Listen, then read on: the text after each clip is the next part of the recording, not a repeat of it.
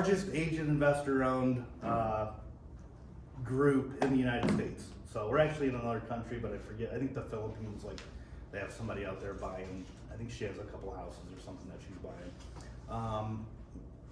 We're right around 30,000 members. We just added 6 of these communities, so I think we're around 34, 35 communities like this around the United States. Most of them are on the East Coast, Washington, D.C., Reston, Virginia, Georgia, Texas. We have several in Florida. We're looking to add in Colorado. So we're kind of spread across. Our goal is to have, one in every state, one in every market. I'm looking to put one in Kansas City, so that's kind of where we're going. And it's really just to provide value to people that come in. It's more of a mastermind, so it's not for us to preach to you. The great thing, it's not me up here talking. We bring a different speaker in. And then the format, we're gonna go around the room. We're gonna talk about, I forgot the question I was gonna ask you that I was dying to ask everybody. Yeah, we're gonna start off with wealth. With wealth, yeah. So we're gonna talk today about how to estimate renovations, but we're also gonna talk a little bit about wealth building, because Tom and I are we do real estate to build wealth. We found that it's the easiest way to do that, and we've taken that money and put it into different assets. But is everybody okay if we talk about wealth as well, just in general? So, cool. And you guys are lucky, because Cole, who's downstairs, we have a bodybuilding competition on Saturday. Last month, I wasn't really feeling that great. Today, I'm actually not feeling bad, so you'll get a little bit of energy from me today. We have until Saturday, then we can start eating again. Yeah. So let's go around the room again. And the wealth question is, how do you track your wealth? Why do you track your wealth? And if you don't, why not? Terry Peterson, I'm an agent and investor. How do I track my wealth? I guess, the investment, hopefully the investment properties I'll own. I'm interested in growing the asset side of the balance sheet as opposed to just income. Yeah. So, yeah. Nice. Okay. Let's make it a little easier. Like, do you track your wealth? Yeah. Do you even? Yeah. Yeah. Well, And if you do, how do you do it? yeah. Well, at this point, it's not real hard. So. Yeah. Yeah. But. Okay. So. Well, But even so, yeah. Well, okay. And then add to that, when we were chatting about how you're tracking wealth, are you familiar with how you're running? Okay. So it started because we were talking about how to estimate renovations, and it basically spun off into the idea of are we running our business like a business? Are we running our life like a business? So wealth tracking is a big part of that, and also just your personal expenses. Are you familiar with how much you spend each month? so like a lot of people, like a lot of people say, like, so I use the acronym, like, I want to be on fire. I want to be financially independent through real estate. And I say, great. How much money does that require? And like, what do you mean? And I'm like, well, what is your budget? How much money do you need to cover your expenses? And then usually someone will be like, if I made like 10 grand a month, or if I made 100 grand, it's like, but you don't know that number. It might not be as high as you think it is, but it might be a lot lower than you think it is. But how do you hit your goal if you don't first know what that money is? But you said something too. It's a lot of people think about maybe the business, but are they tracking your personal wealth? Like, are you running your personal budget like you're running your business? Because they should both be side by side. Like we do, like profit first, or we try to do it at the highest level we can. But are you doing like profit first model where you're paying yourself first in your personal life as well to give yourself permission to go on those vacations and that? Yeah. So who has a personal budget? Like, does anybody feel that they have a budget? Okay, and we won't make anybody share or anything. Yeah, we're gonna have you put it up on the. Yeah. So I mean, when the word budget is used, I mean, what's your instinctual like thought? Like, what comes up? Like, is Like where do you track like daily expenses and like groceries and? Yeah, I mean, my banking app will give me a nice breakdown of my spending, or should I say, my wife's spending. Yeah. Yeah, so I've always been pretty, well, not always, but at some point in my young adult life, realized the importance of, budgeting and credit scores and things like that. So I work in mortgages, so I've been fortunate enough to see how, how everyone's finances and credit impacts them on a day-to-day Yeah. basis. Mhm. Even until I got into the industry, though. I mean, you don't really want a high credit score though, because you might pay a higher interest rate. Yeah. It's a little bit of a I had to. I've seen that going around on Yeah. Facebook. But realistically, you really do see the implications of to income to debt ratios, what financing a car instead of paying a car cash can do, all of those things. So so with my question earlier, like what's our instinct around the word budget? I think a lot of people think that it's restrictive, that you are withholding from yourself, whatever it may be. Your budget can be whatever it is. It can be small or it can be large. However, we need to be aware of where our money's going, how we're spending our money, telling it where to go, etc., in proportion to whether X amount goes to food, X amount goes to our housing, X amount goes to gas and things like that. And what percentage are we setting aside for investing in general? Well, you in- said like in a- it's in a not weird way, negative, it it's is. like what percentage are you allowing yourself Yeah. to go on vacation? Mm-hmm. Yeah. Like that's why it's not a negative thing, because you give yourself permission. It's just like your diet. When we culturally the word diet has a restrictive thought to it as well. Oh, I'm on a diet, so I'm restricting my calories. Well, no, everybody has a diet. So whether you think you have one Yeah. or you don't, you have a diet. If you don't know what your diet is, it may be a bad one. And same thing with wealth building. Our wealth building strategy, whether you think you have one or you don't, you have one. But if you don't know what it is, if you think you don't have one, then it's probably just a bad one. So We were talking earlier on the phone, because we were saying it correlates with this, because your personal budget and your business budget, it's kind of like the budget on a rehab, because you're saying, okay, what is my kitchen budget? What are my bathroom budget? What is my plumbing budget? What is my electrical budget? What's the roofing budget? So you still have the same categories, just like you do in your life. What's my mortgage budget, my auto budget, my grocery bill? How much am I paying for Netflix and Hulu? And so really like getting very detailed in all those things, because we notice when people are doing flips, there's stuff that they're not counting. Maybe it's the gas that they're spending getting there. Maybe it's opportunity costs that they're spending. I installed all the light fixtures in my last rehab, but that didn't cost me anything. So I just spent $500 on light fixtures. Well, that's wrong. yeah, holding costs, insurance, Right. Yeah, like electric. mowing the lawn Yeah. for a home that is not yet Even if you did it, occupied. even if you did it on your own. Yeah. If you mow the lawn, but you put gas in the lawnmower. Yeah. And I know it seems petty, but these are real charges. Yeah, You know? and if you're mowing the lawn, then it's probably your first one, or Yeah.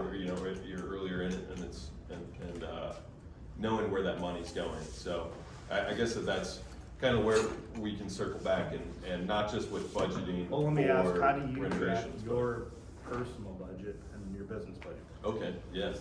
So our personal budget. Should we go back a little bit? Should we start? Yeah. Should we start with who Well, I let am? me go. We just jumped right in. We're like, Okay. oh, this is fun. Well, Let's get into it. We can talk about wealth building all day. So we do a wealth building, or we're on a call for a wealth building. They do it once or twice a week. It's Friday mornings. Yeah, it's amazing. So how much time are you putting? So here's another thing, like how much time are you putting into working? And then how much time are you actually spending on looking at your finances? Like how much time are you looking at how are you running your business? So the difference between like being in your business, how much time are you spending being on the business? Like realtors notoriously, I worked 80 hours last week, and it's like, Realtor. okay, you worked 80 hours last week, and you know, and it's like, yeah, and I got 2 houses under contract, and you're like, I kind of feel bad for you. If you worked 80 hours a week and that's all the money that you're bringing in, I feel bad for you. But they're not tracking that, you know, accurately. But yeah, sorry, I lost. My brain is a little foggy because of my diet, so I might go on some tangents today. But yeah, let's start with, we're doing introductions again, and then we're just asking the question: do you track your wealth? And if so, how often? Do you track your wealth? Do you have a personal budget? So I'm Jake Gear. I'm a general contractor that runs Fifth Gear Real Estate. We specialize in kind of running rehabs for investors and just rentals, and then we do a lot of exterior repairs and stuff like that. But now And grew up in a real estate family. Yes. Yeah. But I don't really check my wealth a whole lot with how expenses. I check how expenses come out and stuff, but not really revising it into seeing how it could be better. Okay. If that makes sense. Yeah. Then I'm Alex Gear. I own Gear Home Improvement. We essentially do the same thing. And then I'm kind of hit or miss to where there's times to where I have my spreadsheet and I track every transaction, all my income and everything. But I kind of get on and off again with it. So it kind of depends on the month, Okay. I guess. Yeah. My time. Yeah. My name, my trust stack. I'm an investor, and I pretty much separate my business from my personal stuff. I watch my overhead as I mature in business, and my business, I just keep that separate. I stay real tight on, you know, my numbers in business. That's how I track my wealth, and then like the little extras that I got, or whatever I put for vacation and all that. Like I got it, like, I've been like that since I was young, so it's just a natural habit for me to just stay on top of. So like separate account, you're saying, for like Yeah, vacation? like like that's that, like, so I won't like use a business account, I won't eat a 99-cent burger from Yeah. McDonald's. I hope not, because it's legal. It's commingling of funds. But, no, I'm saying, I just leave it strictly business, Yeah. and personal, you know, Yeah. just keep everything separated, that's Yeah. how I do it. I don't joint or Yeah. combine the two. Yeah. Cause that's different, business, LLC, and Definitely. me, we two different people. Right. I'm Tellee Warren. I'm a realtor with KW and a real estate investor. I don't do a great job at tracking my wealth. There's not a whole hell of a lot to track, but but Yeah. David Ames, I'm a mortgage sales manager at New American Funding. Yeah, for what I do have, I like I said, maybe some apps, and then he's a financial advisor that I've recently actually kind of signed up with, and just looking to utilize him a little bit more. I don't want to get in trouble for screwing it up, so Yeah. if I have someone else there, They have some pretty cool portals too, where you can pull in your credit card information, your checking information, your mortgage information, and it will do a PFS, a personal financial sheet right for you, like in their portals if you have a financial advisor. Yeah. It's pretty cool. And I mean, I guess it's cool depending on what position you're in, but yeah, it's pretty neat. Cool. My name's Jeff. It's my first time here. Moved to St. Louis about 1.5 years ago. I do real estate appraisal research. I have been a licensed appraiser. I let it go a while ago, and the state of Missouri is about as backward as it comes. So screw getting it back, and I just do real estate appraisal research. That works for us. That's the nice version of the state of Missouri. We're not really reciprocal with anyone. No, it's crazy. So I just flipped a house where we came from before we moved here 1.5 years ago. I have a duplex there. Just started to invest in St. Louis, so really trying to figure out where I want to do it, how I want to do it, who I want to do it with. Yeah. I do track my wealth rudimentarily, just on a spreadsheet, trying to find a better way to do it. Budget is lacking, so need to. Can I say something about the spreadsheets? Yeah. A spreadsheet is better than not tracking it at all. Yeah. So it's a start. Like, Yeah. you know, like so many people want to get cute and fancy with the numbers don't change. Yeah. You know, I mean, just a matter of doing it. Yeah. The best tool is the one that works for One you, that works. or the one that you're going to use. Yeah. Yeah. Yeah.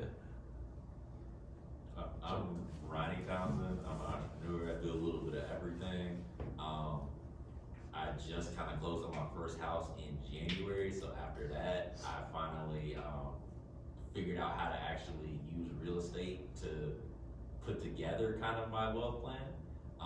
Closing on my second and third houses Nice. at the end of next month, so I kind of understand how to wealth build finally.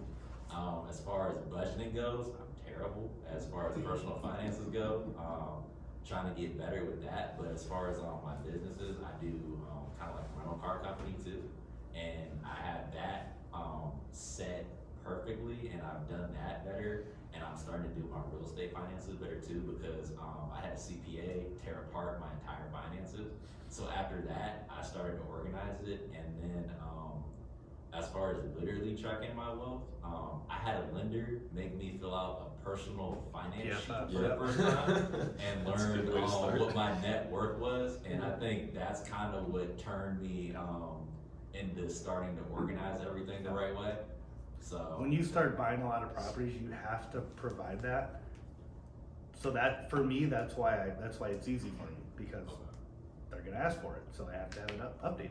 I mean, I've You know? dealt with like a lot of different lenders as far as like BSCR and everything, as far as like getting the next properties, but there's only one that asked me for a personal finance sheet, and I had no idea how to do it either. So like that was the first time I Send me a ever template. Yeah, Yeah. that was the first time I ever Yeah. even did it, and even when I did it, he was like, "Yeah, this is like completely wrong." So that was like the first time When I you- ever did something like When that. you have those on deck and they ask for all that stuff and Yeah. you've got it all, in a folder and you just slam it right back to them within an hour, they're like, okay, this person Yeah. knows what they're doing. Yeah. And So- I mean, it definitely works to your advantage. So If I have one suggestion, whatever you're doing with your car rental business, take that and put it in your life. Run your life just like you're running that rental business. okay. Your personal finances are your business. Robert Kiyosaki says, mind your own business. You are your own business, all right? Your step word in. Like, your personal life should be ran just like you run a business. There's no difference to it at all, right? Yeah, just hard to do that. But it's not. You're already doing it. Yeah, you do. So if we all come in here and we say like, I'm not good at tracking my finances, it's really hard to track my personal finances, it's not hard to track my business, then you're putting those things in your mind. But if you start telling yourself like, yes, I'm giving a self-help talk, if you start telling yourself like, no, I am getting better at that, this is what I'm doing daily, you're just, and it becomes fun. It becomes a lot of fun, and then you start becoming more cognizant of what you're spending and which kind of pool of money you're pulling from. So I think what I was getting at originally with the realtors working 80 hours a week is they might be, but they're not as profitable. So if they could work a little bit less, or if an investor could work a little bit less and be a little bit more profitable, then they wouldn't have to work that many hours, right? Their dollar per hour goes up. And like, I always like to brag on how much I don't work. Like, I want to tell people like, hey, I work 10 hours a week and this is what I make. To me, that's a flex. Not I work 80 hours a week and I can't pay my car note. But you don't know if you're not tracking your finances. Right. Right. So now I'll give you guys one more example that you ever go on like a trip or something, you have like, you go out of town and you have a toothpaste tube and there's just like a little bit of toothpaste and you have 3 days left. And if you were at home, you'd probably just use it, go out and get another one. But for somehow you can make that toothpaste last for 3 days, right? Because you just have like that little amount. Same thing happens with your bank account. Like you're like, look at your bank account, you're like, oh God, I have $10 in there and I don't get paid for another 3 days, or I don't have a closing for another week.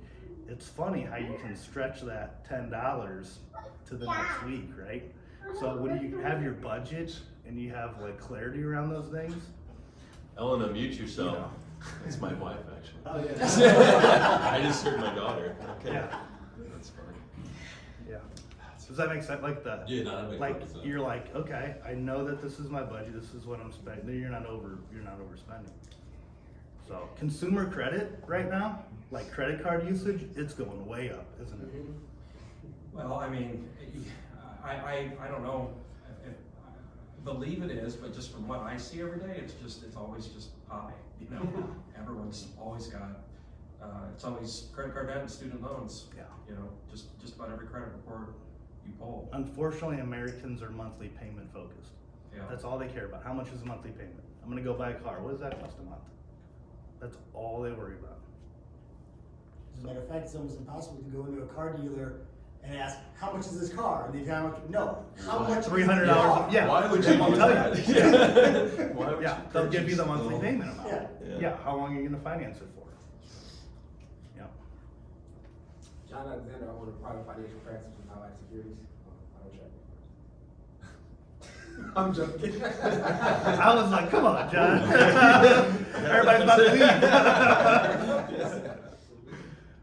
So you're on top of it. So give us like some best practices for it. Yeah. First and foremost, personal budget worksheet. Everybody should have one of those. Know exactly what's going in, what's coming out each month. Be transparent with yourself. Yeah, I mean, if you're gonna lie to yourself, yeah, you're gonna find yourself some. that's really good advice. 3 to 6 months of emergency savings. After that, you can't get to 3 to 6 months of emergency savings without knowing exactly what's coming in, what's going out each month. Or if you don't know what 3 to 6 months is. Exactly. Yeah. 3 to 6 months, by the way, is if you were to lose your job, how much money you're going to need to pay your basic necessities, mortgage, car note, student loan debt, food, you know, necessities. Your Take survival entertainment number. off the table. 3 to 6 months. Why 3 to 6 months? Well, because if you're employed, then you're going to have your short-term, long-term disability kicks in after about 3 to 6 months, right? So you're going to have to come out of those expenses yourself for that 3 to 6 month period, right? Or if you have any individual disability insurance, Yeah. that elimination period is going to be 90 or 180 days. So you want to at least have that in the bank in case you have an unexpected event happen. But yeah, I mean, I don't want to hold up the floor, but No, not at all. That's Two what biggest we're talking takeaways. about. This is really important because I was talking to one of our biggest investors on the way over here, and I said, please help me with something, because anytime I go to a real estate investment group, there's 2 things that people need help with. What do you think they are? Two things. Where do I find the property? Where do I find the property? Yeah. And how do I pay for the And property? how do I pay for it? Nailed it. Every time I go to a group, someone wants to say, hey, I want to get started, but where do you find the property? Hey, Chris, I found a property, but how do I finance it? It starts with your personal budget, right? It's like you call anyone, like traditional bank, and they say, hey, you have to have 20% down, 25% down. Hard money lender might say you have to have 15% down. You say, great, how do I get that? How much money do you make? You gotta figure it out, but then most people aren't real with themselves. So that was a really good point too, don't lie to yourself about it. Because most people are probably in a deficit, and then they have the high credit card. I'll wait till you get That's rid what of they're it. looking at. Like- I have some thoughts on like- that. My credit card is going up. When I used to run this office here, I would just laugh because people would make $300,000-$400,000 a year, and they said, hey, ask the same question. How'd you finance your first property? I'm like, you make $300,000 a year. I would hope that you could come up with 50 grand, next month. Mhm. You could make that next month. So it's, it's not it is an income thing. Obviously, the more money you make, it is easier to buy properties. However, there are a ton of high income earners that are flat broke and have terrible credit. I've definitely got a point on that. Do we want to get through everybody before Yeah. we jump in a little deeper? My name is Trace Armstrong, aspiring real estate investor. As far as wealth tracking and wealth generation is concerned, I don't really have one tool that I would kind of pool all my resources. I have my employee sponsored 401k. I have a traditional brokerage account outside of that. And then, your regular checkings and savings accounts. So if I were to pool all that into a spreadsheet and kind of use, I know there's maps and other resources like you were kind of talking about. But yeah, the plan is that, once I would have multiple properties under my belt, then kind of formalizing that, because I know that people would be requesting it as I, apply for more loans, so. So you're laughing because you're telling him in your head, don't wait, do it now. Aren't you? Yeah, I probably need to. Don't wait. Yeah. There's no everyone wants to say, once I have 10 properties, I'm gonna form, once I have 30, why? Yeah. Plan today for who you wanna be tomorrow. Yeah. Do it now. Run business like a business, run your life like a Right? business, yeah. Because you're gonna be so much busier, like when you have all these things in the future, you're not gonna be able to do that. Yeah. It's so much easier now. Alright, we have a legend here. One of the best home inspectors in St. Louis. Haven't seen you in a while. Yeah. I'm Pete Klarman. I'm a home inspector with BPG. I've also dabbled in investing, investment properties. I've done some single family, some multifamily. I've done some hard money lending as well. As far as financial tools, I'm probably the biggest cheapskate you ever want to meet. So I always know where my money is because I know what my income is, and there is no outgoing. I don't have to. So. You walked here, didn't you? No, but I have two vehicles. I have an Escalade and I have a motorcycle, and it's a nice day, so I'll be damned if I'm driving the Escalade. The motorcycle gets better gas mileage. Well, I'm Tom Simcox. I guess I'll introduce myself now. So I'm with Sage Network. That's how I'm identifying myself now. I am still licensed with KW. Did the traditional real estate type buying and selling for just a short while. Worked on a team, and then got into leadership. Similar career path as Chris here. And then I chose to go the route of investing and becoming a full-time investor in 2019, which is now led to spinning that off into property management, spinning that off into general contractor work, maintenance work, things like that. So a lot of we're going a route of vertical integration. When businesses touch, when there's overlap, there's an advantage there, and that's kind of what we take advantage of. What made you decide to go from realtor to leadership to investor? Well, the leadership was because when I got into Keller Williams, what I really enjoyed about this company was all the education and training and things like that. In fact, I remember sitting across the table from Ross Nolting when he was recruiting me into the company, and he slid me the Millionaire Real Estate Agent book and said, I'm going to teach you how to run a business. I'm going to teach you how to build a business. And that's all he really needed to say, because that's what I wanted to do. I have an entrepreneurial spirit, and I wanted to start a business. Didn't really know what direction or what that meant at the time, but that's what I wanted to do. So yeah, that's how I got in with KW. So with leadership, there's more training, more opportunity to learn faster. John Sprague, who is a mentor of mine, did he move? I don't know. But anyway, so he said that being in the team leadership role is like learning in dog years. So and I definitely felt that in the 2.5-3 years that I was in leadership. Put some gray hair on me, and then decided to get into investing because it's a whole lot easier. Yeah. So from 2019, we got more serious about it and started investing, and then and back to the wealth talk. Why we started with that and how that ties in with repairs and all this is one thing that I was always really focused in on was what percentage of our income are we going to invest? Because this whole time, since I moved back to the country with my wife, who's apparently watching since we heard her and my kid jump in, our whole plan to come here was to create passive income. We were living abroad before. Create passive income, get her an American passport, and start jumping around again, doing more traveling and things. So. And can I say just one thing? And Cole, your wife isn't on. If I can, it's very important that you and your spouse, you and your partner are in this together. Yeah. And I can't stress that enough. So I'm glad you said that. I don't care if you're Steve Jobs or Bill Gates or how much money you're bringing in. If someone else is bringing it out, it just doesn't work. Right? So it's very important to really have these conversations. It's very important to get together with your business partner or your spouse or reverend, say, let's look at our finances together and where are we heading?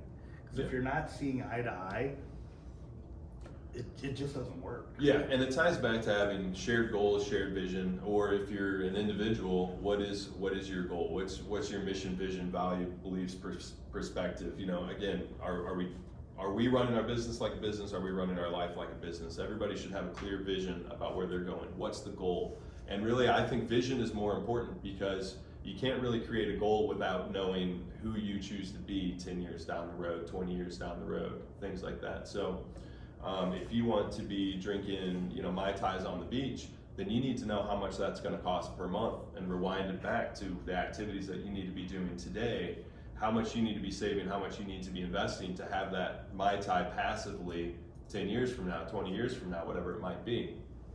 So when you get that really clear goal and you know how much passive income you need per month, then you can very quickly say, all right, I need to start investing X amount per year. What percentage of my income is that, et cetera, et cetera. So you guys know how much you make, right? All right. Well, and not to be funny, but some people don't know how much they make. That's true. I mean, if they're not salaried, there's a lot of business owners, they have no idea how much money they make. Or they're going off their gross. Like, Yeah. how many realtors say, oh, I made Wait this until much tax last time. year, and you're like, Did you though? Yeah. Like, if you make $100,000 as a realtor, you probably make around $45,000 net. Yeah. Real talk, 45 grand. So you should know what you're making, and then you should set a goal of how much you're investing. And if there's one thing that I really want you to go back and examine afterward, is not just the dollar amount, because everybody's dollar amount is going to be different. If you know how much you want to retire off of, or what your quality of life is that you're trying to reach, look at that number and then think of that as invest a percentage of that. Okay, so if I need $100,000 a month, or $100,000 a year, $100,000 a month, whatever you want to say, $100,000 a year in retirement, then start setting 15, 20, 30% of that each year aside. And so in our case, when my wife and I moved back, we kept our expenses very low. You're gonna like this one. So we've been pretty consistent about a 50% savings rate, meaning that we're spending 50% of what we make and 50% of it gets invested. Now, for everybody out here, all right, what's the first reaction? How? There's no way I can do that. How? Okay, because there's lifestyle creep. We get the car, as soon as we start making more money, we start spending it, right? Because you deserve it, though. Yeah. You're So- making more money. So can we decrease our expenses? Can we, you know? So again, I don't want anybody to be living in a state of poverty or anything like that. But how high can you get that savings rate? If you're at a 50% savings rate and you simply put that money into the stock market, anybody want to take a guess how fast they can retire at just the expected 8 to 10%? In the 10 years? It's 10 years, right? Yeah, it's like 10 years, you're done. If you're at 50% savings rate, doing it the laziest way possible, you're retired in 10 years. How much is that 50% that you're saving? But it doesn't matter It's because your income. Because if I'm saving 50% of my income and I continue to live on that, it doesn't matter if I spend 100 or 200. Yeah, he's just saying like whatever your. So that's where I say savings rate. Your rate of savings is like the number one thing. Now you can. Can we dig in that for a second? Yeah. So what did you guys do to get down to that number? Well, number one, we fortunately never had to get down to it because we moved back from. So we were living in Thailand together for 4 years. So we lived in like a small. Thanks for coming. So we lived in with lower expectations, and right before that, we're living in some other country, and right before that, we were in college. So we came over with the mindset of not spending much. Then we house hacked. We got a house. We got a duplex. Lived in a duplex. You just want to hear a expenses funny like story? that. My uncle lives in That's right. his old duplex. And my old duplex, how we were saving money. And being my in the uncle's duplex. been house hacking for 20 years before it was even a thing. Yeah. And it's a my uncle's sweet telling house me in about the the center. property, and he's talking, and I'm like, wait, I go, that, Yeah. yeah, my uncle bought that from you. Sweet It's kinda property. funny.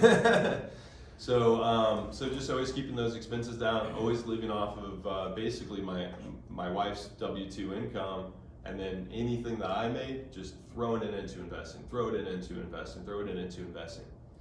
And what eventually comes of that is that actually that saving rate keeps on going up, or actually the rate of spending keeps going down and the rate of savings keeps going up, because then once you start creating that passive income, once that ball gets rolling and that snowball starts going, your passive income, your money is working harder than you are. It's out earning you. So But the wealth really takes place when your dividends are earning dividends.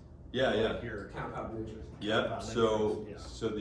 So just But you off guys of did the- it, just to be clear, like, then you guys started putting 60% aside, 70% into savings. Is that what you did? We always kind of stuck with Or you stuck 50%. with 50%? This year, it will not be 50% because my wife retired from her job because we had a second child. So now we're living actually completely off of passive income, and our active income, which is kind of my hobby jobs, which is the general contracting and things like that. That's our active income. We're just going to dump all that right back into investments. So once you get that ball rolling, it starts going faster and faster. So I'd say really look at your savings rate, and then, like I said, if you're doing it the easiest way, getting the 8 to 10% in the stock market over time. Of course, not this last year. The average is only 10, 15 years to retire if you're at a higher savings rate. Get into real estate, where you're looking at sometimes 20% cash on cash and another 15% or something internal rate of return. And What's the it's difference powerhouses. between cash on cash and, like your cap rate or ROI or? So I look at cash on cash because I'm looking at this as an investment and a cash flow vehicle. So we specialize in value add multifamilies. So that means that we find the biggest piece of crap for a family that we can find. I mean, we what is fix it cash up. on cash? Right. Oh, Yeah, so we fix it up, and then the amount that I put into it, so 50,000 or whatever it may be for a round number, the income that we are going to have from that building, after the reserves, after the repairs, after everything is set aside, that's what we consider a cash on cash return. So physical cash that you have in the property, the actual return on that. Our standard when we were starting was about 25%. Our expectation was 25% cash on cash return. Right now, we're okay with 10% or something like that. Things have tightened up. It was a bit easier with burrs and things like that before. It's become more challenging. The burrs don't work as well as they used to. So, but still, 10% cash on cash is a great return. Now on the back end, your internal rate of return, that is the appreciation of the building, that is the mortgage being paid down, and it's also the depreciation to an extent, but I don't even consider that in the actual internal rate of return. Does that make sense? And the reason like a lot of people measure their cash on cash is because if you were gonna take that money and put it in the stock market, you're putting physical cash in the stock market. You can't leverage it like real estate. Right. Yeah, so you're still with real estate. Why real estate is such a great vehicle towards financial independence is because you're getting a great rate of return on the back end, on the internal rate of return, while still making a great cash flow and income. If those are the types of buildings that you're looking for, or the types of properties that you're looking for. So, all right, I'll get us back on track. I know we went into the weeds a little bit, but if you remember when he started, 2019. I mean, we had 2020 and 2021. Those years kind of sucked as real estate investors. I mean, yeah, they weren't that easy. And going back to that house that we sold. We're talking about four years here, right? And so we're living off of the income of the properties now, and investing the rest. And going back. And when did you buy California? We bought that, I guess, in 2018. I think we only held it for 2 years. Yeah. I mean, just long enough to real estate went up 20%. And sell it. And Yeah, and you know what? And we had it, and because we sold it to him in March of 2020, it was literally when we had the open house, was like the weekend that everyone was freaking out and stopped shaking hands and started Lysol in their Amazon boxes. It was that week, and we had it under contract for a certain amount, and we got a call from the agent, and they said, yeah, his net worth just plummeted, you know, because of COVID. He's got to get out of this. He's freaking out. Blah blah blah. He was moving from some other state. Yeah. And so I was kind of freaking out, and yeah, and your relative was, you know, one of them was licensed, and they knew what it was. They were going to take it as is. I'm like, just take it. The sky is falling, you know, and I think they got it for $40,000 less than what we originally had it under contract for. You know, it's in a really good area. It's in Webster. It's kind of hard to find. There's no duplexes in Webster, you know, and it's such an awesome house. It looks like a castle on a hill. Yeah, it's super cool. So, but it was opportunity for us. So, but yeah, I mean, we took that and rolled it into a duplex and a but small see, family. you could have went out, going back to the budget. You could have went out and bought a Tesla, or you could have went out. Oh, that would have been ridiculous. You know, No, we bought community investment thing, property. so Yeah. I think a lot with real estate, it's, you know, people always say like, what are you willing to do? But I always say like, what are you willing to sacrifice to get what you want? And it doesn't necessarily have to be sacrifice necessarily, but as your income goes up, are you willing just to maintain that same lifestyle, right? Like, there's a guy in Keller Williams that's leading the wealth division. His name's Brett Tanner, and he said like one year, you know, he started going on vacation, started spending some money, and someone said, when did you become rich? And he said, I've always had money, I just never spent it. I kept reinvesting my 50% back into the, I don't know if you heard him say that before, but he goes, I've always had money. I just never drove the nice car or lived in the fancy house. I reinvested it, you know. So. It's only one point. There's a lot of people that they hear about this, like, you know, put 50% of your income, and they're like, I don't have, barely pay my bills, right? Well, everybody spends money that they don't think about. And a simple way to create extra money, exactly, it's like, I could be drinking water. you ever go to the bar? Even if it's once a week, you go to the bar, you drop 20, 30 bucks. For every dime you spend on unnecessities, I mean, you know, eliminate the, you know, rent, mortgage, you have to pay those things. But if you go out to dinner, you go out to the bar, you spend 30 bucks, assume it costs you 60. Take the exact same amount you spend on these non-necessities and put that in savings, and that's your investment. And you'd be amazed how fast that grows, because every time you buy a hot dog or a soda that's just kind of a, There's something to take that money. There is a rule for that where I think you times it by 120 or something, and that's how much it would be over in like 5 years if it was invested or something like that. It's something ridiculous, yeah. I mean, because that's the thing, everybody's like, I can't pay my bills. It's like, I'm seeing you go to the bar. Well, this goes back to tracking your expenses like a business, because if you, what people think they spend, it's usually 20% more than that. And a good indicator of that is that I think the average American spends 120% of what they make, and which is why we have credit cards and things like that. Yeah. So which is why we have awful credit, and it's just it's the inability to wait. Debt is the inability to wait. It's the inability to spend it more wisely. And like, you know, my joke for it is, you know, I love spending money. I just choose to buy a machine that makes more money. I'm still buying something. Yeah.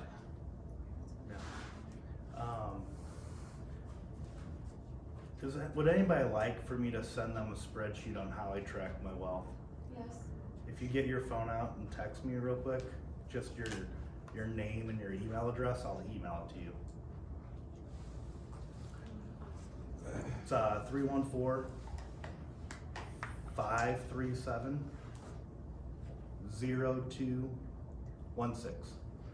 Just text me your name. That says too a lot, going back to your spouses and getting them on board, because I tell everybody all the time, if my wife had $10, she would spend 12. It's one of those things that she has no Well, we had the number right, repercussions in yeah. money. She's nothing. 123%. It's ridiculous, and it's just like, I try to, pound that all the time, that it could be money that we could be putting towards other things, and it's just like, we talk about it, make a plan for it, and never follow through, and it's just like, that has to be done. My recommendation would be get on the Dave Ramsey investment calculator and just play with it. Like I've got it saved on my desktop on my computer because it's just so much fun to play with. It's amazing what compound interest can do, and anybody can grow fantastic net worth by just a bit of smart saving and investing and things like that. There's a bad old joke where guys in the gym with his buddies and whatever, and he's like, how's things going? He's like, man, my wife's purse got stolen last week. Oh. He's like, oh man, did the police recover? He's like, no. I was like, what, why? You didn't call the police? He's like, no. Well, why not? Well, the crooks were spending less than she was. All right, we'll jump into the topic. Yeah. Does anyone have any questions or any takeaways from what we talked about, or? Now that we've depressed everybody. I don't know what house hacking means. Like, is that? Yeah, so it's basically like you live in one side of a duplex and rent out the other. So your renters are paying it. They're paying it for you. Or like we do a lot of 4 families where it's like single guy or woman typically, just because you wouldn't want to live with your 4 kids. Go on a 4 family, live in a unit, and they live for free, or most of the time they're getting paid. So yeah. So, and then like from the lender's point of view, you can count that as income. So now you're counting that as income.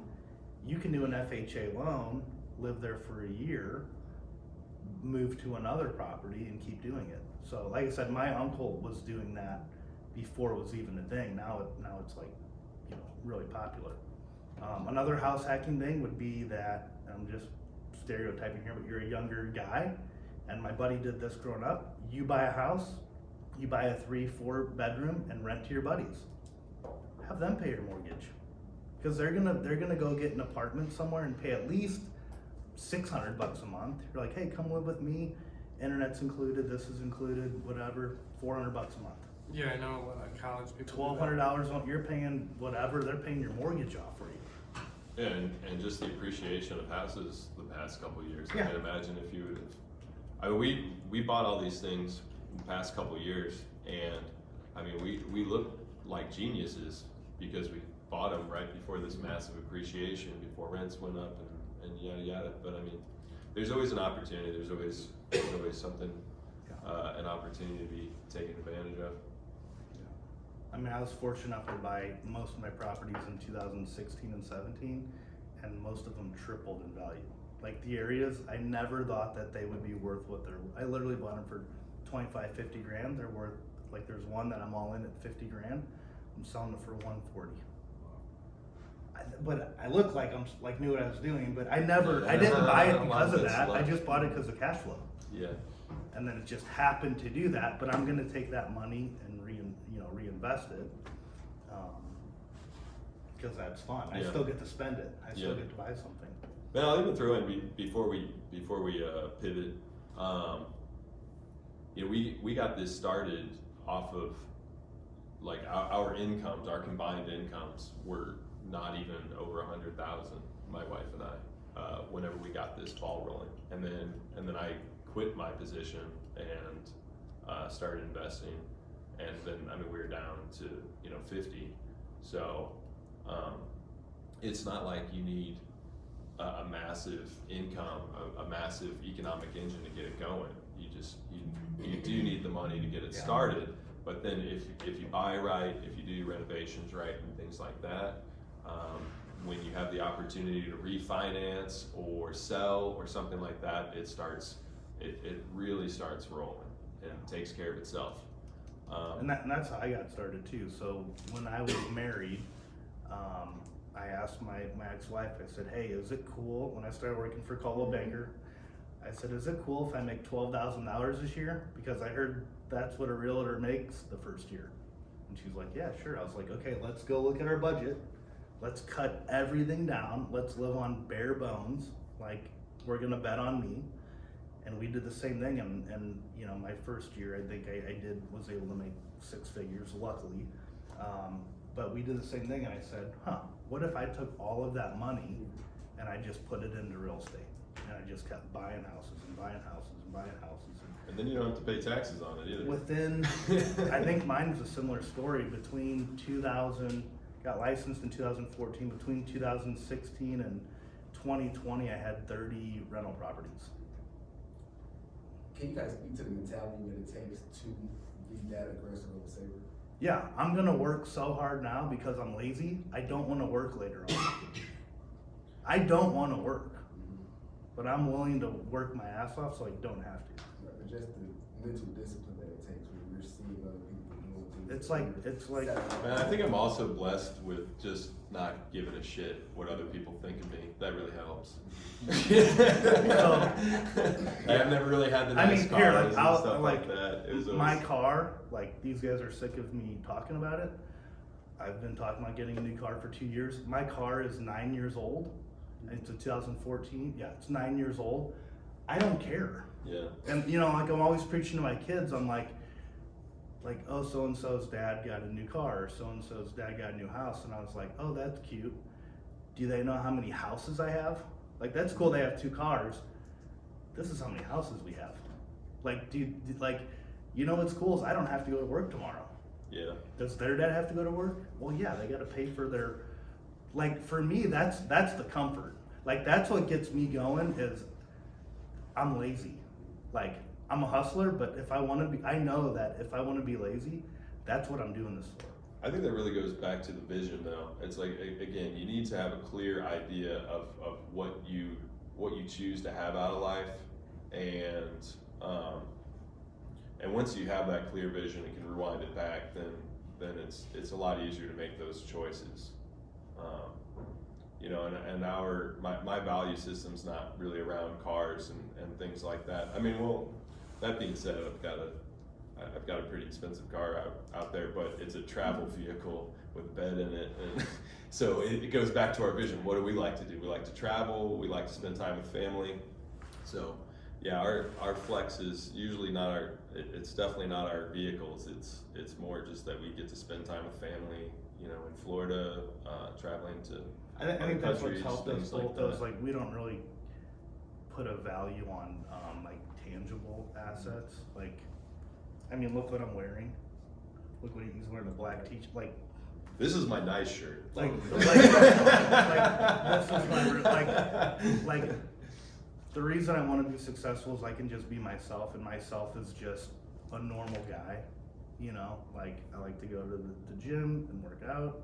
For fun, I like to go to the movies, so I don't really have like a high taste. Now, don't get me wrong, I like going to 801 Chop House. I like doing all those nice things. When I go on vacation, I want to stay in a nice hotel. But for the most part, day to day, it's like, what's more important to me? You know, like wealth. So I define wealth as being able to do what I want, when I want, with who I want.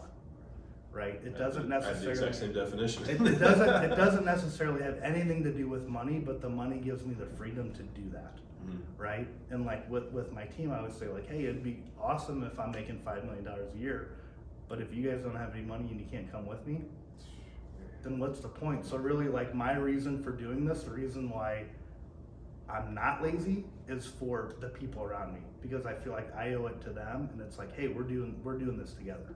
Yeah. Right? And if it was just me doing my own thing, I probably wouldn't push myself that hard. But knowing that you're accountable to other people every day, and the question that we always ask is, like, at the end of the day, would I hire myself? And, you know, it's okay at the end of today if you say, no, I wouldn't hire myself. But if you're telling yourself that every day, you can't, I mean, it's just unacceptable. What do you think it takes, man? Oh, no, I was just asking. But for me personally, I'll share my story. So before I became financially savvy and switched careers and got into financial, I bought it from the Mercedes. You know? Yeah. You know, but now, today, because I crunched the numbers and did my own personal vision before I started advising other people how to do theirs, right? I crunched the numbers and I realized, wow, that Mercedes costs way more than I thought it was going to cost. Yeah. Mm-hmm. And so it stays in the garage for the most part. Why? Because I was keeping miles off of it and I paid it off. I can sell it and still get a lot more value because I crunched the numbers. If I kept driving that this much, yeah, over time with the maintenance costs, just to pay me down making, going to monthly, I was robbing myself and my wife of about $400,000. Yeah. That's exactly what I was gonna say. You're just you're robbing yourself of future opportunity. Yeah, so now, because It's I the don't inability drive to that much, wait. it stays parked in my garage most of the So time. with my car, I always The like, Sunday car now. if I'm gonna get a new car, the Yeah. average payment, who knows what it is, I think it's $600. If I were to take that $600 and invest it, that's what keeps me going, like, Exactly. it's Yeah. like, no, this is more important, this But- is more important. But I got that down from like a little bit over 400,000 just by doing the math down to about 150K of the time Yeah. income is gonna rob us, but I'm still pissed off that. Yeah. Well, I mean, we have Yeah. 2 other cars that are paid off, 2 million that are paid off. Yeah. And it's like, oh, well, I wish I would've never got, it's a time and place for everything if I would've waited this long. And I think once you don't have like the car payment and you don't have these things, it's really hard to go back to it. It is, yep. Because in my mind, why I say I'm lazy is, yeah, I'll go out and buy a Mercedes, but then I know I gotta sell another house every month. Do I wanna put another 40 hours in? Like, or to just drive the car that I'm driving? Again, it goes back to financial freedom. Time, to me, the older I get, my time is more important. You wanna buy a Mercedes, but make it that Like, much harder for you to max out your yeah. car or max out your 401k. I'd rather just Yeah. not add years on my working life. Right, But yeah. let's just touch real quickly on renovations. Yeah, it says it up there. So, probably. yeah, so when you're buying something like, and we've said we're not gonna talk about like how much a kitchen cost or how much a bathroom cost or anything like that, but let's do it for the sake of rental, because that's primarily what you're doing. Yeah. Like, let's talk about the different quality between, like rental quality versus flip quality, and kind of like, because you're buying dogs. Yeah. You're trying to find the Trying to find nastiest them. house in the best subdivision. I want the So that's mangy. their I want the job. mangy dog. Yeah. Yeah, and we buy in what I would consider like I guess it's like a B area for rentals for multifamilies, and yeah, we're looking for the ones that are super beat up, because when we come through, I mean, whether it's livable now or it's completely not livable, we're probably doing the same repairs on it. We're probably doing the same renovation on it. And, if we're already ripping things out, it's a great time to get to the cast iron, take the cast iron out. I think a big lesson when it comes to renovation and knowing your cost is that once you've invested into a certain asset a couple times, you really get a feel for what things need to be fixed, what things don't need to be fixed, etc. And I mean, with the neighborhood that we invest in, like, I know all day how much money or how much our loan should be and how much my down payment should be to cash flow well in those neighborhoods, and that's going to compensate for probably repairing or replacing 75% of the water heaters, 75% of the furnace, adding ACs if needed, taking out some stacks if we need to, and then doing renovations on all the units, new roof half the time, things like How that. are you guys Because- deciding on like water heater? Are you saying after, what do the inspectors say, 15 years? Water heaters and furnace 12 usually to average 15. 20, 20? air conditioners usually 15. Yeah. And again, I've seen air conditioners go 30 years, on average, that's Yeah. what we see. And they say, on average, and I'm like, well, I have a lot of mine are 20, 30 years old, and some of my rentals, but I have the cash reserve for it. Right. But are you guys Yeah, doing like preventative? Well, by the time that we get down to like water heaters, that's actually something that's like, if we still have money left in the repair budget, then let's do that. Let's eliminate the CapEx later on if these water heaters are Because already old and what's the busted. real cost of, let's say someone moved in and the water heater went bad. Yeah. And not just the cost of the water heater, $1,500, but what's the cost of like your time dealing with that tenant Right. and possibly putting them in a hotel for a night and. Yeah, exactly. And just, and also when we're analyzing our deals, we're putting 10% to the side for supplies and repairs and 10% aside for CapEx and things like that. And so when we can capital expenses being like the roof, the water heaters, the furnaces, those types of structural parts of the building that are necessary for the functionality, even like fridges and stuff like that. I just had a question. Yeah. I know you're kind of an inspector too. So Kind of.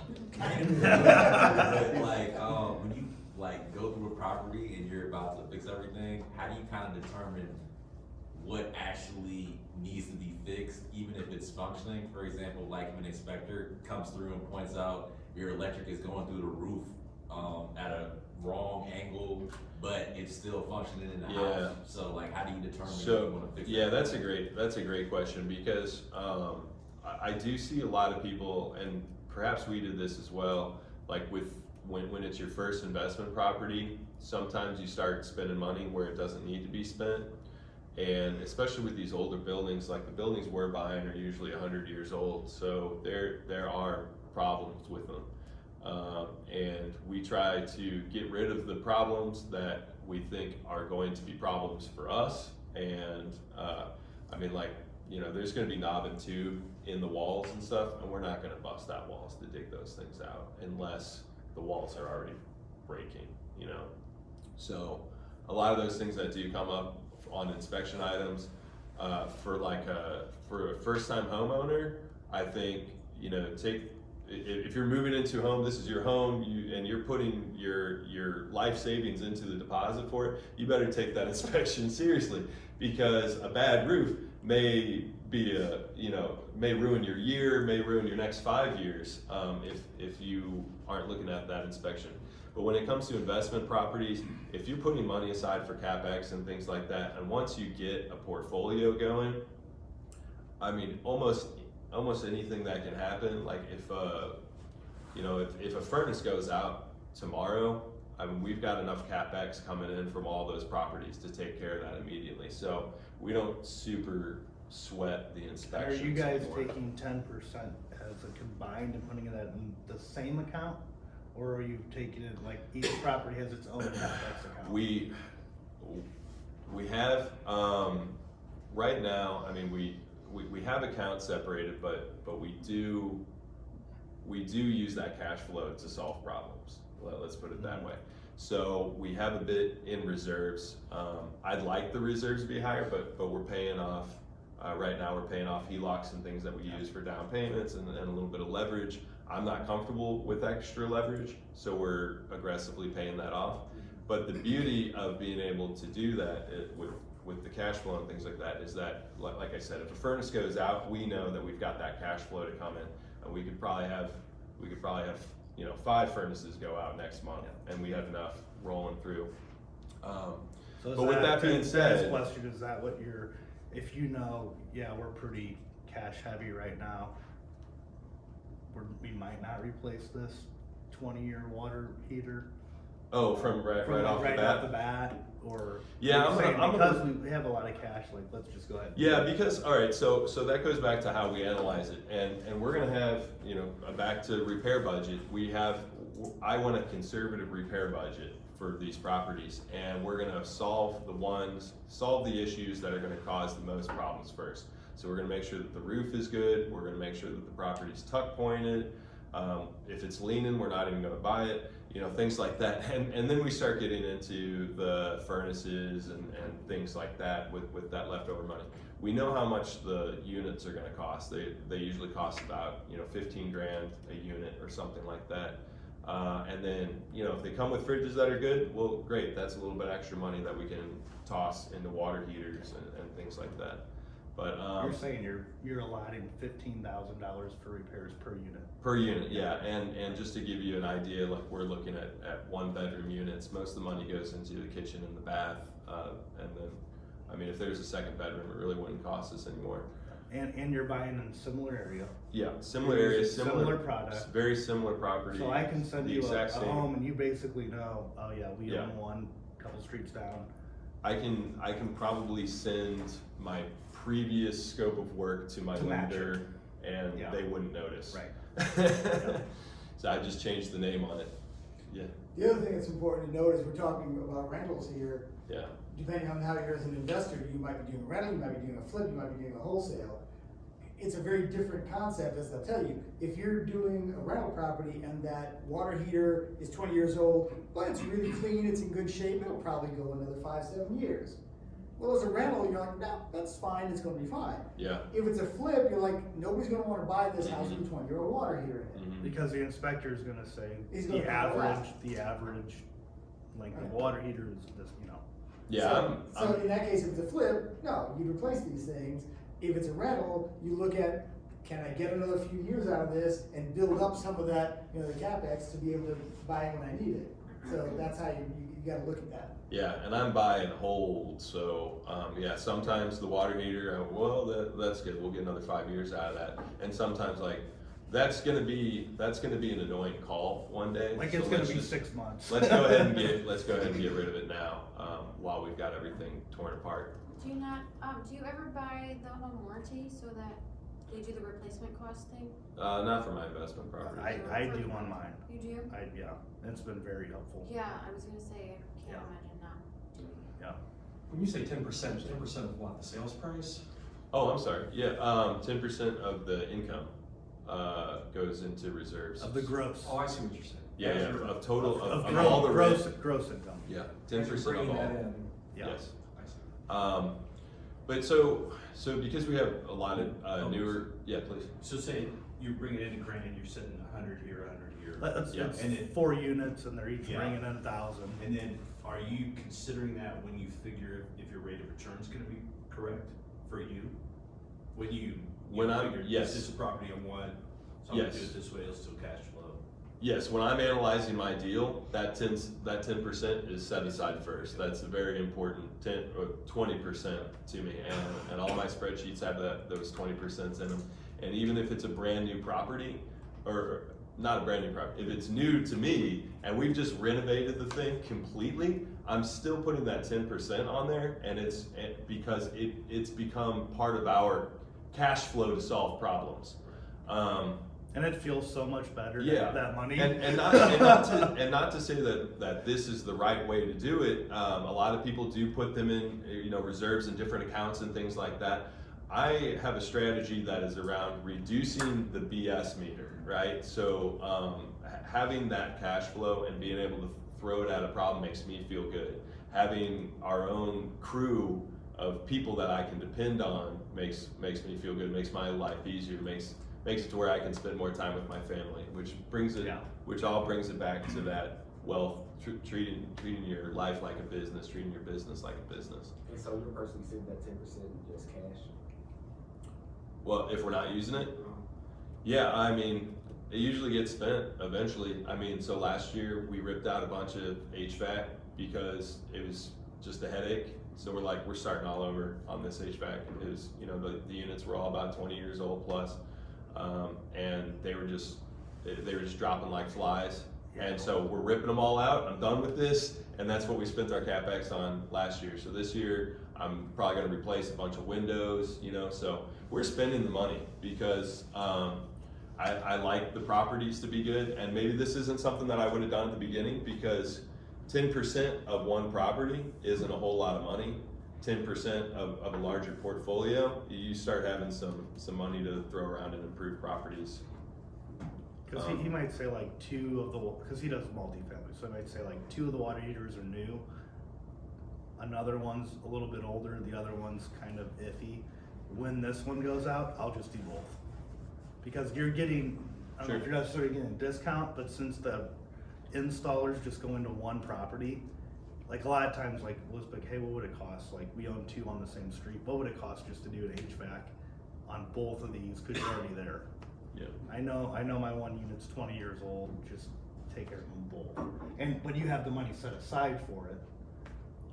Yeah, we have an amount of reserves. And do you spend those at the end of every year? If the taxes tell me to. Yeah. I'll answer it that way. Yeah. If there's some expenses, or if there's some, I mean, you can invest into your own properties, Yeah. right? That's what CapEx is. You invest into that, create a little bit more of a loss, and that can help you out with taxes at tax time. Or sounds like you'll use it on your HELOC or your Yeah, like and again, yeah, like right now we're aggressively paying off debt because and to explain that, and I mentioned earlier that the Berras aren't working as well as they were before. So so before it was always roll it into another one, roll it into another one, roll it into another one, and then that just kind of halted as soon as Just you know. explain it real quick. So Berra is where you renovate it and then you rent it out and then you refinance it and you pull a bunch of equity out of it. Basically all the money that you originally put into it. Yeah. So when you're So you get a free house.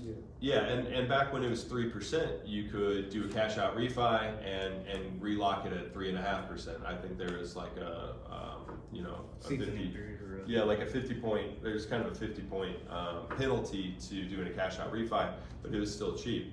Well, now we're looking at 6% or something. Well, I don't want to lock in a rate at 650, so I started putting them into construction loans and yada yada. So we created a little bit of what I consider bad debt, debt that I don't feel comfortable with the potential to fluctuate. So now that shot up to 8%, well, I see paying that down aggressively as an investment. I'm saving 8% by getting rid of that. So, yeah, but we always keep the reserves as well because we don't want to get caught with our pants down.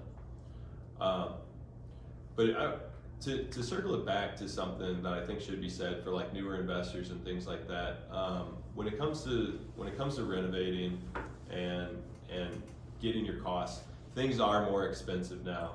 Labor's more expensive now. Materials are more expensive now, and what used to cost under 10 grand is now costing me 15 grand, and we've got the crew and everything going at it. So things have gotten more expensive. Keep that in mind as you're going into deals. However, don't let that discourage you from getting into deals, because even spending more now, if you're creating a decent level of cash flow, if you're running a good analysis on your property and you're still getting a return on that's better than sticking it in the stock market, I still say go for it. And the first one, you're gonna spend more and you're gonna curse at yourself and you're gonna tell yourself that you're never doing it again. And then once it stabilizes, you're gonna feel like a genius. And once we ride this market up, you're gonna be telling your friends are gonna be telling you you're a genius. So everybody should be getting into it. Don't let the market discourage you from getting into the game and starting to invest. The other big thing that we spoke about that we always want to emphasize: your first rental property, you're gonna want to make it like a house that you're gonna live in. You're gonna want marble floors and granite countertops and soft close cabinets, and then you're gonna tell yourself, if I do this the right way, my rent is gonna be so much higher than everyone else. It's not gonna be. It's not. So my advice is just think that you already have 10 or 15, and this is just another one. What did you say? You said you get it cosmetically clean and it functions. Yeah, make it look clean, make it look sanitary. My wife used to make me replace the toilets in every unit because as a woman, she's like, I just want a clean toilet, So now we replace them if they look really bad. We even glaze them sometimes now, use the tub reglaze. We reglaze toilets if they could use a little shine. But yeah, make it look clean and sanitary. So in our general contractor and ask yourself, work, would I be proud to live here? Yeah, and also, would I be proud to live there if when I was 20 or 30, if you're in those hipster areas and stuff like that where I'm at, we got a lot of younger people, so they're fine with it. And they're good. They're good values. All right, but now in a general contractor role, when we're looking at now that I've been helping people with their investments, I bump into that, and sometimes they're really looking to spend. And one of the big things, one of the trends right now that I am talking one person out of after another is subway tiles in the shower. In the showers, yeah. And just the price of putting that in there. I mean, the tile alone is very expensive, but the amount of time it takes, the labor is And they're like, rip this is- out. this People is don't think for a about tub. they don't think about the removal Yeah, or and they have a really cool. Well, I mean, it's plastic subway tile Yeah. insert. and that's what Looks awesome. I've been pitching. It looks amazing. And it's 100% acceptable And it's so for much rental. easier to clean. And Yeah. I was about to say the maintenance on tile. Yeah, maintenance on tile Yeah. sucks. Tile discolors, it leaks. And it's one thing if you're living in the property, you take good care of it. Renters do not They're take not care See gonna- of it, stuff. see it when something's going wrong. Yeah. We've got tile in one of our properties, but it was built with the tile, and just the amount of times that I've gone in there for an inspection or something like that, or when we're turning over the units, and like there's just like a whole clump of it just like softened and pushing in. It's like the tile again. So we've actually been in that apartment complex. We've actually been going back and putting the surrounds over the tile as preventative, Right. because they're kind of a nightmare to maintain. Another thing on that, think bulletproof your properties, like the waterproof flooring, the shower is think about water is very damaging. and not all tenants are like this, but what's gonna have least amount of problems? Think about what is my teenage kid I don't know, what's the least we're- amount of maintenance? Yeah, we're getting That's into a whole good nother bag here, but adding shutoff valves in unit is something that I've started doing when we're renovating them, making it in a place where you can find it, under the sink or something, just a big effing knob, handle like that anybody can find. So if it's spraying one day, shut off the water to the unit if possible. Do you guys have any particular questions about renovations? This is such a big topic, it's kind of hard to I always digest. have questions. So the properties that you're buying for 10,000-15,000, what kind of renters are you? No. Oh, no, those are the He's putting unit 10 or renovations. 15,000 in renovations. Oh, I was Yeah, like, yeah. what kind of Yeah. tenants do you No. have? Yeah, no. I don't no, think either of us would recommend our price, buying like that. our price point is more, it's fluctuating now. I mean, it's a really interesting time to have even this conversation because of the dollar amounts two years are ago, going they're up. probably. I think I saw you had a $200,000 4-family that right now is going for 300. Exactly. So we used to buy them at 160. Now we're buying them at around 200, 225. We buy them more beat up now, so that's why the price hasn't really jumped. And then we're putting 60 to 100,000 into them sometimes if we're ripping off the roof and stuff like that. So we get construction loans, just to head off that next question. Construction loans and wrap it up into the purchase loan right now. Did you have a question or was that Yeah, it? so I mean, it sounds like, correct me if I'm wrong, but the management of these properties, as you've accrued more and more, has become seemingly a full-time job for you. Yeah. What do you recommend if someone wants to do that but doesn't want the day-to-day management, doesn't have renovation skills, doesn't want to do any of it themselves? Yeah. Of course, there's always the property management route. I've always come from the approach that I wanted to learn all the aspects of it. And now I understand that a lot of people don't want to go in there and swing a hammer and paint walls, and some people should not be swinging hammers and painting walls. Well, then get involved and find somebody that you can trust.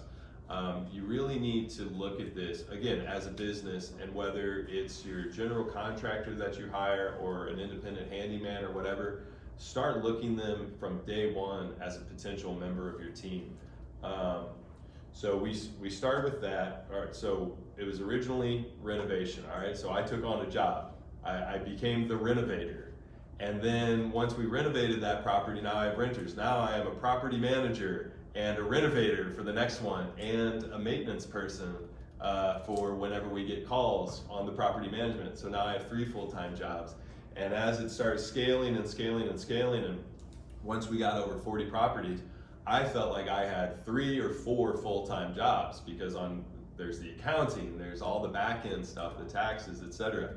And so, and that's when you start just putting any tenant in there and then cutting Yeah, corners and yeah, you do not start. tracking your budget, It starts going getting over on budget. starts getting sloppy, and you start getting burnt out and stuff like that. So, But you so did I that started looking at so you could learn, so you knew Yes. kind of what the process was. yeah. So so then it comes to the time, just like you know, the E-Myth or entrepreneurship in general. It's like you need to realize which jobs you want to fire yourself from first. And so for me, it was maintenance and renovation. So I found a guy. My wife's on, so I should say she found a guy on Facebook, and so he started working after hours with me. He had a W-2 job with a construction company or construction crew, and so he started coming in the evenings and helping me renovate, doing a maintenance call or so. And then eventually, when we got to the point where I trusted this guy, I offered him a full-time job. So he comes over. Well, then my old team leader skills kick in. Well, who else do you know from your old brokerage? Yeah, right. I mean, your old, Yeah. And so we've got another guy, pulled him over. So now we have 3 full-time guys for renovation and maintenance. But we're not always renovating, and we don't always have enough maintenance for 3 guys. So now that's where it spun off into kind of a construction crew. Because I as guarantee well, other doing investors renovations call for me other and say, people. hey, who do you use for this? And you say, well, we got our own guys.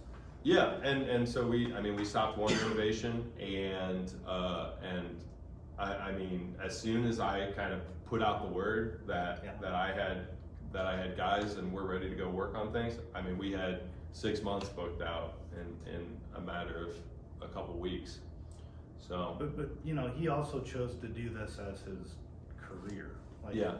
property manager, that's part of like his career. That's what his job, you know, is. Yeah, and I went that route because eventually I want to fire myself from every position. Now, if you have a full-time job that you're passionate about and you want to stay in that, then I would say you're still building a team. You're still finding those individuals who you can trust and call. You just look at it as an investment, you know, and the amount that you're putting into that property, whether it's you swinging the hammers or it's a construction crew, it just needs to add up to the cash flow the returns that you're expecting to get back. And I would say that something that I've noticed that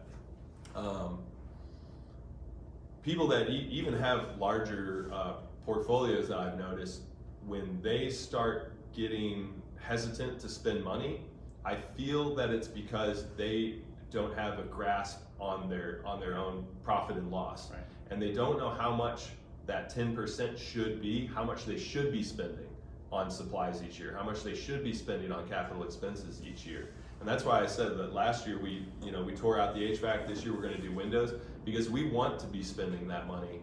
And if I wasn't tracking those numbers, then when, if I suddenly had an HVAC go out, it would look like a massive expense, and I would just think of what it cost me, and not that it was already paid for in my head. The money was already. And I think that's why most people get out of being a landlord. Is there's several things. One, they get the call at 10 o'clock at night or whatever, and they freak out, and they're like, "Oh, I have to go over there. I have to go to this, or whatever." And like someone calls me, I'm like, "Oh, just call my plumber and done." Like that's not a big deal. But I think the other part too is something breaks, and they're like, "Oh, something's always breaking," but they didn't set aside that CapEx. They didn't set aside that, because like the feeling when you have that money, it's not really it's an expense that you already planned for. Yeah. This circles back to the whole wealth mindset, and knowing where your money's going and having percentages that are going to certain places, etc.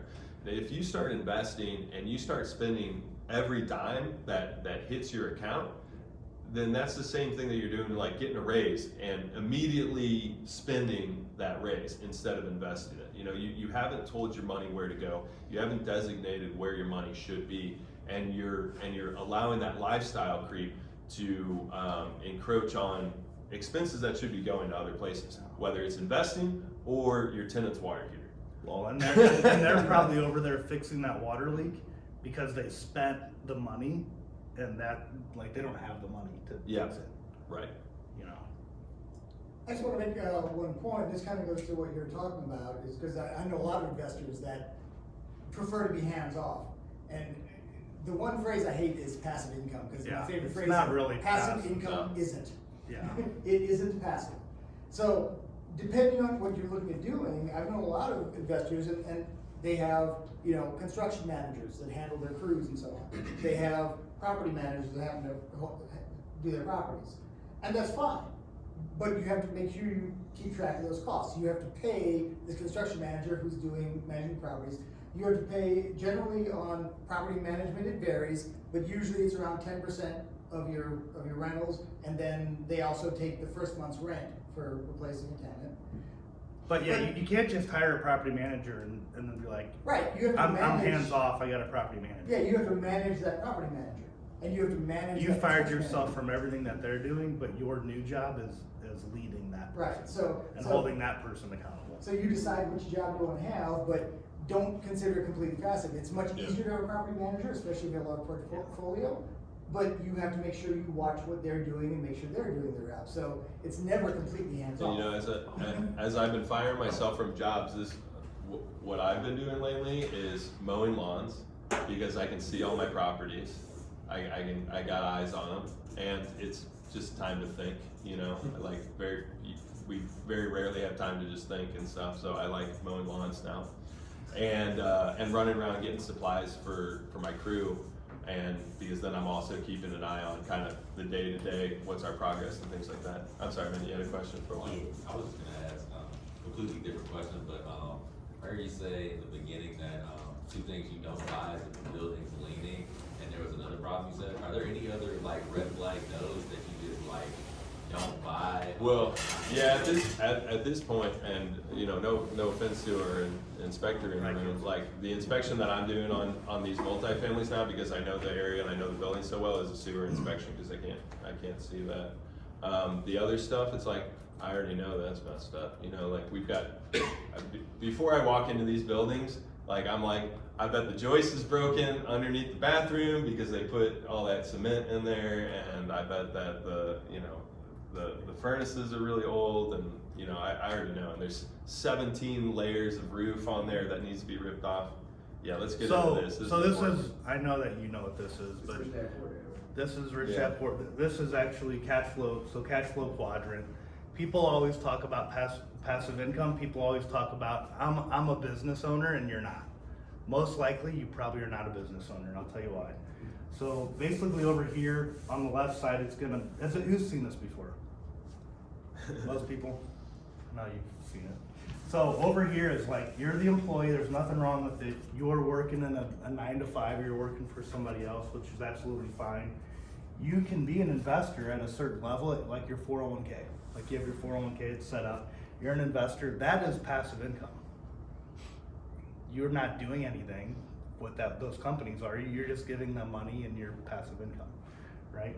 So what I laugh at is people say they own their own business and they run a Roto-Rooter company. They're a realtor, solo realtor. They're own a home inspection company. They're a financial advisor, and they say, I'm a business owner. And I said, great, don't work next year. You can't, right? Because then you're not making any money. I'm sorry, but you're not actually a business owner, because if you don't go to work, there's no income that's being generated. So over here, the money that you're making over here should be put into this side over here. So as a business owner, yes, if you don't go to work the next day or the next week, you're still generating income because you have employees that are working for you, and you're exchanging your money for time. You're giving them time. Really, where everybody really wants to be is a true investor, is where most people want to get. So Yeah. I don't know if you want to add. Yeah, this is one of my yeah. favorite things. Big time. Because everyone thinks that they're a business owner. Right now, as I've been explaining all these different things that I've been doing, so this year, what I am massively focused on is moving from the left side to the right side, from entrepreneurial to purposeful, as we put it in KW. So I'm self-employed in all these different positions. even if I'm still just mowing lawns and moving around and stuff.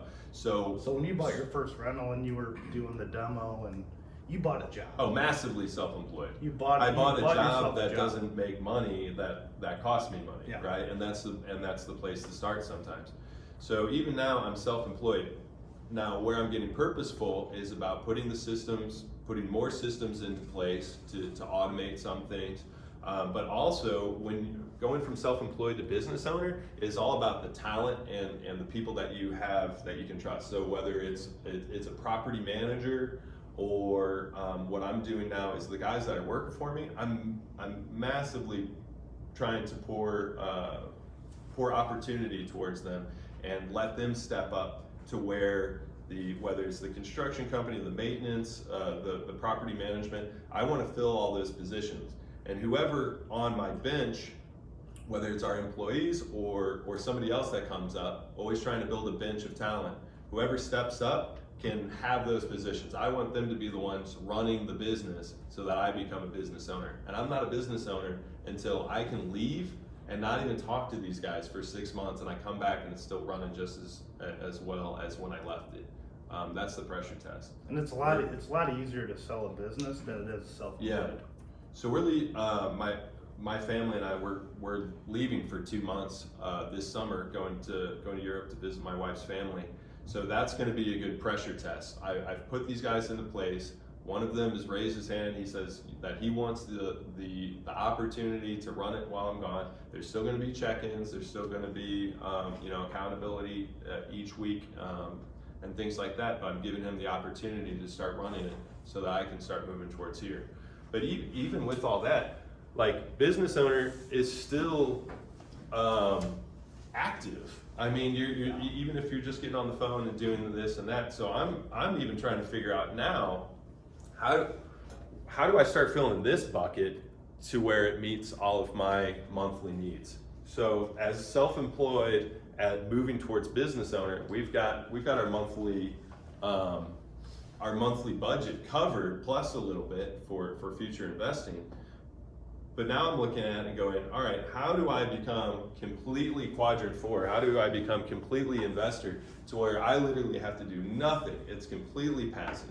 Whether I'm investing that could be like private money. Yeah. Like someone says, hey, I have money, like I trust you. Here's my money. I want a 10% return on it. I don't need to know anything about it. Just give me my money back. That is a true investor. And then you have the different levels of it. Like your 401k is very surface level, but when you're investing in other businesses too, and that's growing, like you're actually owning assets, like that's where the power is. This has actually been one of my questions for when I bump into other KW people and successful people is do you know how much money you need to invest? Like the dollar amount that you need to invest right now to be completely passive, to have your living expenses, to have your quality of life paid for with zero effort. Or you can even rewind it, go back a step and say, how much do you need to invest to be completely living off of this self-employed? Whether it's properties or something like that. There is a dollar amount. You can rewind it back, because if you are getting if your expectation is a 10% return or your expectation is a 15% return, and you know what your budget is, then you can do the math on your phone in a matter of minutes and know exactly what that dollar amount is. I know that I need to put $1.25 million into that investor bucket to build another stool or another leg on my stool to keep me afloat for financial independence. So how am I going to make that $1.25 million? Where's that going to come from? Those are the questions I'm asking myself now to get even more passive than where I am now. Anyone confused yet? Yeah, I know we talked about wealth probably too much tonight, but it's just like a different way of thinking about things. But I think when you think about your own wealth, it helps out with the budget of renovations, as well. But anyway, one of my favorite books, Cash Flow Quadrant by Rich Dad Poor Dad. Really good. The book that changed my life was Rich Dad Poor Dad. think it changed a lot of people's lives. And if anybody's, you know, in that, you know, in that self-employed bubble right there and trying to figure out how to go towards business owner, another good one is eMyth. eMyth, revisited, I think now, is it Michael Mayer? Yeah, Yeah, for, Michael Mayer. for, Yeah, it's awesome. and that touches on real estate in particular. Well, there's eMyth. eMyth, there's a eMyth real estate one too, right? Is that not the revisited one? Revisited. I don't yeah, know, think I it's read the revisited. original. eMyth is awesome. Yeah, Oh. it's really good. It's basically knock you off your high horse type thing. Yeah. Yeah. Do you guys have any particular questions about renovations or anything? Did we touch that enough? Sorry, we didn't to talk call, a lot to call this a about renovation? renovations. But I told him I'd come and talk, but we gotta talk some wealth too. That was being blamed me. yeah.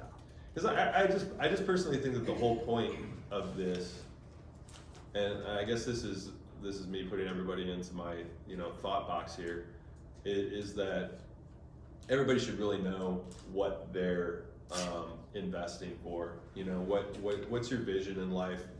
What's the goal? Because if you don't have a goal, then quite often we get stuck in the it's never enough bubble.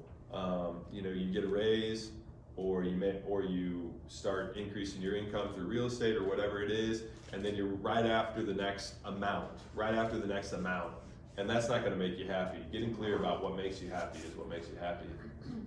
I got kind of like the execution question. So, kind of the deal that I got on the property, it's not necessarily gonna cash flow, but, I have my other property that'll kind of hold it up until it would. So, have you guys ever done something similar to that? Because I know, like, if I get this property, the other one kind of doesn't need to If a cut into property it is negative cash flow, then I won't buy it.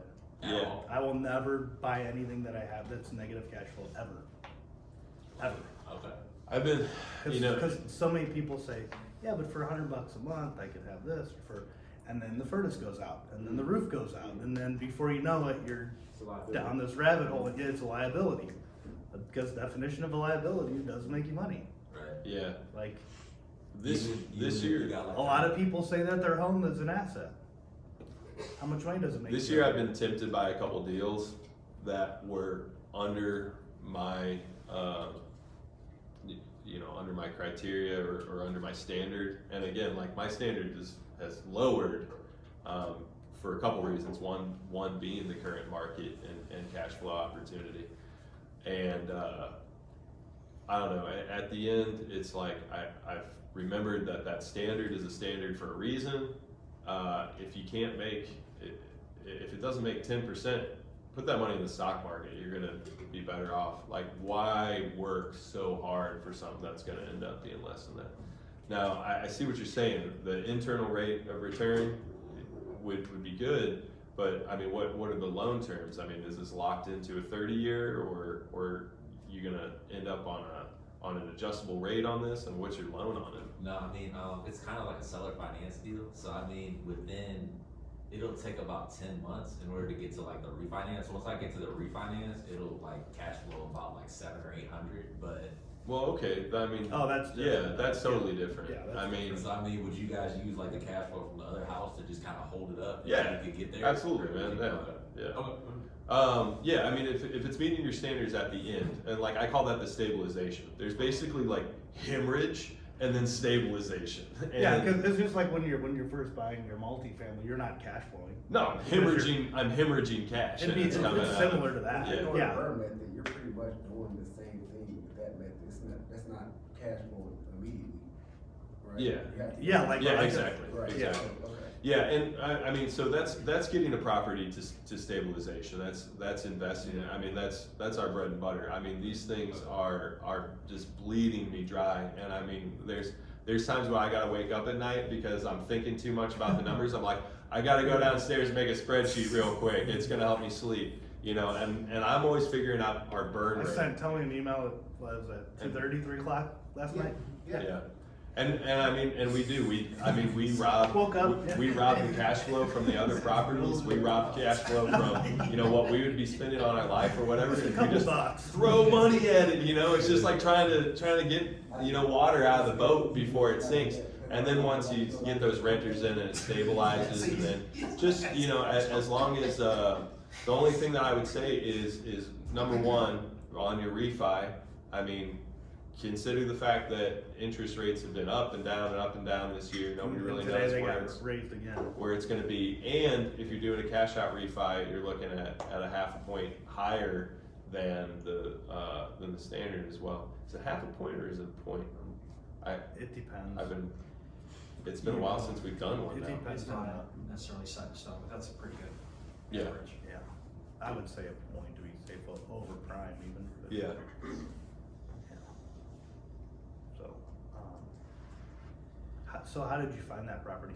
I mean, to be honest with you, as I kind of grow my network, I just get sent a bunch of deals all the time now. Nice. I'm at that point. Yeah. And what I'm having a problem with is like executing everything. So I mean, that one just kind of, as I was going through them, they claimed the rent on it would go up, but I'm not even counting that, just looking at it because the area it's in is That's like, a good way to mess up your underwriting. Anytime an investor says like, we're getting 800, but market rent is 1,200, I was like, great, get the 1,200, then I'll pay you what you're asking. right. So I mean, I picked it out of those because it's kind of a cheaper property, but it's getting well over the 1%. And I mean, once I get it to that refinance, I can see where it like would be profitable for me. Yeah. But as of right now, like seller financing, it's like it's one of the worst seller finance deals I've ever seen. What rate does he want? Interest rate? Yeah. He only wanted a 9% interest rate, so it wasn't as bad as I thought he would want, but it's just, the way they made the payments is just kind of brutal. It was eating up like, it was like 80% of the rent. So I was like, I mean, I can still see it working because I have the other unit to hold it up. The only other thing to consider is what if rent isn't paid, do you have the capital to fund it? It's a Section 8 house.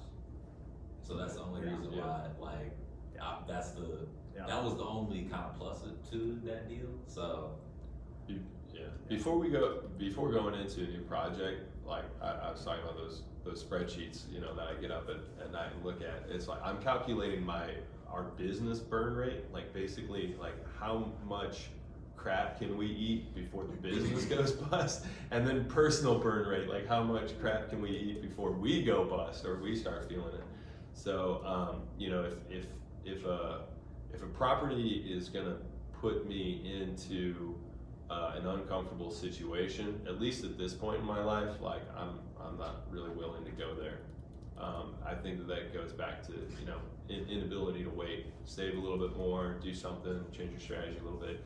But I didn't have this all developed out right off the bat. So I mean, this isn't judgment for anybody, but like really establish your criteria really helps, and your standards of what you expect cash on cash, what you expect internal rate of return and things like that. It all goes back to having that battle plan, not just for this property, but like I'm buying these properties because it's getting me to this point in my life. I'm not just getting it for cash, you know. Like I know if I call Tom and say, hey, I have a single family, no.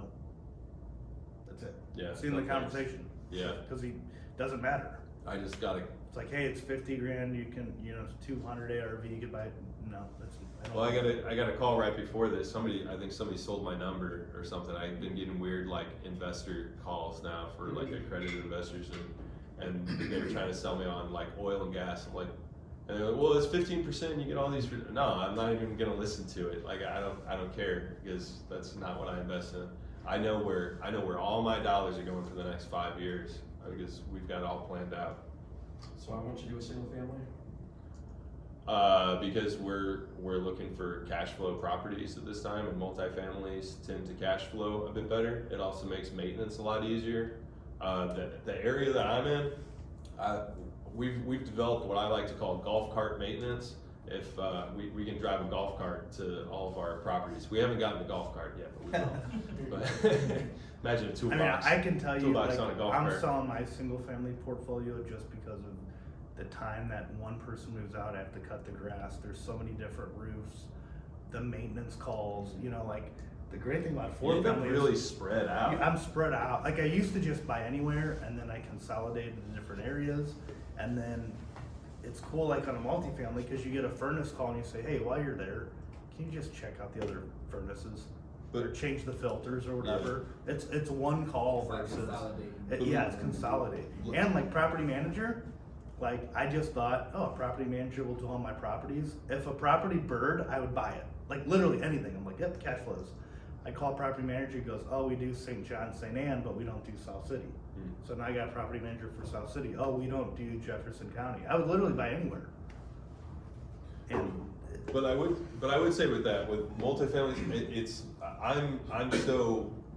I'm so pigheaded about that because that is my criteria and I'm married to it. Like I'm all in now. I think that again, it goes back to what your vision is, what your goals are. I think that there is a right, I think the single family is right for the right strategy.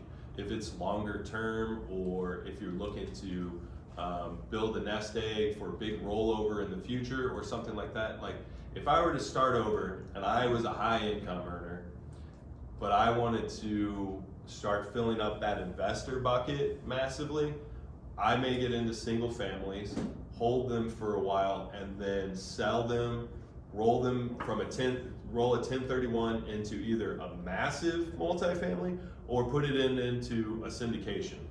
And then you're done. I think single family has a better opportunity of appreciating. what I did like things about the that. single family, yeah, they've all appreciated greatly.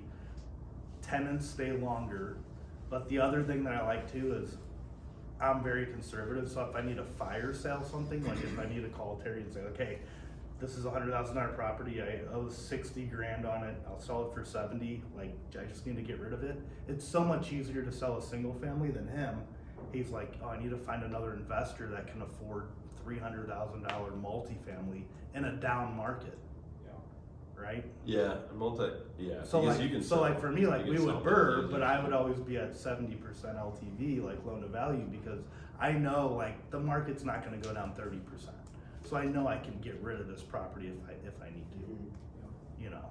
You So stay at I like the exit on it. The cap rate, just kind of a side note, the cap rate and the return is higher on a single family, except when you start talking about maintenance, the one thing that I've learned, I think it brings it down. It brings my cash flow down, right? Because I have Well, especially if they're- one roof. Yeah, I have- especially and when you've got a guy running out and He's and running they- one property, yeah. Yeah, and they tap you, for each one, all the drive. And then even like for me, like, you know, once every other month or once a quarter, I like to drive my properties. It's a nightmare. I literally was spending the entire day. I can walk mine. I was curious if you ever do on single families, if you ever do what some people call a slow flip, or where you basically do an owner finance sale. So you, instead of becoming a landlord, you So become I a was bank. talking to someone about this today. So Yeah. we've did, Speaking of Brett, yeah, we've done like not seller finance, we've done lease purchase, and they never go through. Really? And then you always have a hard time getting the person onto your property, and they end up actually becoming bad tenants most of the time. Okay. But no, we've thought about doing the seller financing before because we own quite a bit of ours. I don't know. They'd be, the nice thing is they're responsible for repairs. So I guess we're kind of doing some seller finance. Cause that's I've known a few that do that, and they never do a lease purchase. It's an actual sale where you just happen to be the bank. Yeah. And they like it because, you know, if the roof goes bad, you don't call me. Yeah, you call still, the roofer. you true, yeah. Yeah, If right. plumbing goes bad, you call a plumber. Yeah. I And think it's- usually people that own it tend to fix it up and make it Yeah. nice. And assuming they decide they can't Yeah, afford you- it anymore, you can. When you if do need that, to you, foreclose, you can foreclose. Well, you just have to conceptually, it's hire pretty like, you just have to hire like a loan servicer. Right. But yeah, you're right, like they're not, you don't call US Bank for anything, you know, yeah, But I just recently, I'm just curious saw if you had someone. experience with it. yeah. I just recently saw somebody breaking it down where they basically look at it as like, okay, if you were gonna be renting this, you'd be paying this amount, and now we'll give you a loan for it where you're paying a similar amount, and then it ended up being like a 15% loan or something. Yeah. But those the Monthly renter, payment, going by now monthly the owner, payment, yeah. was totally fine with it because they thought that they weren't gonna be able to be a homeowner, and they're getting it for the same price as the rental. However, you know, now all the maintenance is on them and things like that, but Well, and still, homeownership is there's still a much company that better. we won't mention, but they're telling people that they're cash buyers. We're running into that right now, and they're like, I'm a cash buyer, and I go, no, you're not. This company is buying houses for you, and you're essentially renting from them. They're convincing their clients that. They're convincing their are clients cash that buyers. they're Not- buying the home, and we're like, you're not, Oh, you're a most renter. Yeah. Yeah. Yeah. Any other Anything else? questions? All right.